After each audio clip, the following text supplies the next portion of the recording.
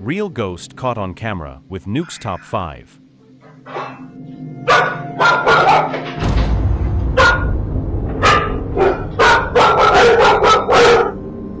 Dogs Frank and Max suddenly get spooked by something and a closet door opens by itself. When Reddit user Last Mammoth 895 looks back at the security footage, he makes a chilling discovery. Just before the closet door opens, an unexplained voice seems to whisper, "Hiya."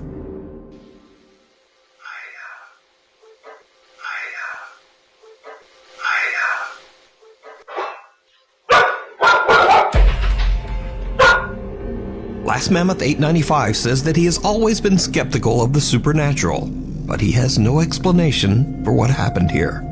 So what do you think? Is this something paranormal, or is it just some dogs randomly freaking out and some strange noise that sounds like a whisper?